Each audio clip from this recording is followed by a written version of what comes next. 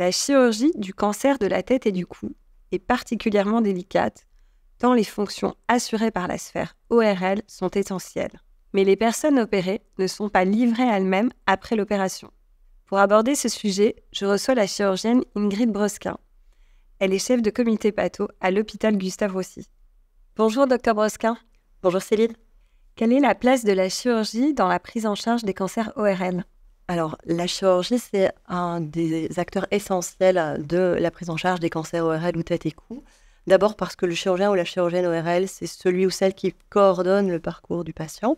Et ensuite parce que la chirurgie, c'est un des moyens pour traiter les patients et pour les guérir, en fait, avec la radiothérapie.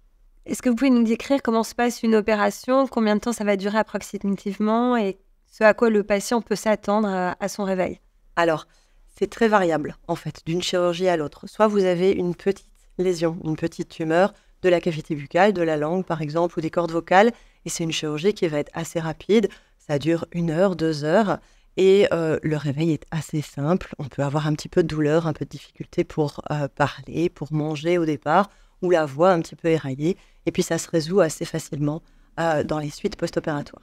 Et puis si vous avez une tumeur plus volumineuse qui nécessite une chirurgie plus lourde, donc d'exérèse, où on enlève la lésion et on reconstruit dans le même temps avec une double équipe, et bien alors c'est une chirurgie qui va durer toute la journée, où le réveil va se passer avec beaucoup de tuyaux, une trachéotomie souvent pour respirer, qui va être transitoire, mais qui empêchera le patient de pouvoir parler, une sonde nasogastrique qui va aller du nez jusqu'à l'estomac pour pouvoir nourrir les patients, des tuyaux de drain de redon pour drainer les liquides qui peuvent s'accumuler. Et là, ça va durer un petit peu plus longtemps. Donc il est possible, après une chirurgie, de temporairement pas pouvoir s'alimenter ou parler ?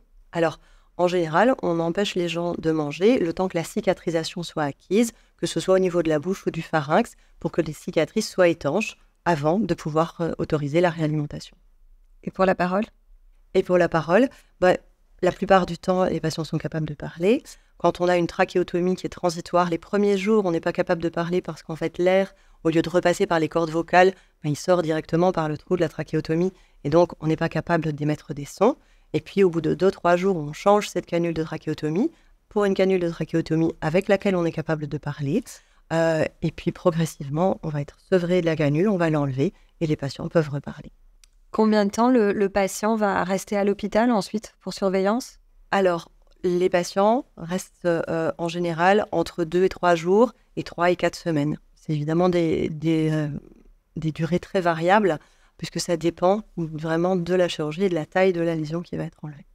Quelle est la prise en charge des séquelles lorsqu'on reçoit une chirurgie pour un cancer ORL ? Alors, encore une fois, c'est très variable en fonction de la localisation de la lésion, du type de traitement qui va être fait.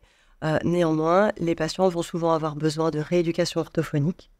Ils vont souvent avoir besoin d'une prise en charge en diététique pour adapter l'alimentation. Ils vont aussi avoir souvent une prise en charge en oncopsychologie ou avec l'équipe de la douleur si besoin.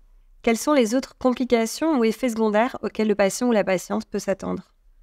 Alors, en post-opératoire immédiat, ou comme toute chirurgie, on peut avoir des complications de type retard de cicatrisation, de type saignement ou de type infection, qui vont se résoudre parfois par des reprises chirurgicales au bloc opératoire, parfois simplement avec des traitements qu'on dit conservateurs, avec des antibiotiques, des pansements locaux. Et puis après, il peut y avoir des complications à type de douleur qui sont prises en charge par les équipes d'anesthésie et les équipes de soins de support en post-opératoire. Et des complications sur la reprise de la déglutition qui vont être gérées par les équipes médicales et par les équipes d'orthophonie. Docteur, que diriez-vous à un patient ou une patiente qui s'apprête à être opéré pour un cancer ORL ? Alors en général, je leur dis que ça va bien se passer parce qu'ils sont pris en charge par des équipes qui sont expertes, tant pour l'exérèse de la lésion que pour la reconstruction. Je leur dis que ça va être potentiellement un traitement qui va durer longtemps, puisque souvent il y a de la chirurgie et derrière il y a de la radio, voire même de la chimiothérapie. Et qu'il faut y aller par palier, qu'il faut se laisser le temps d'atteindre chaque palier et que chaque palier va leur permettre d'avancer dans leur parcours de soins. Merci pour vos recommandations. Merci à vous.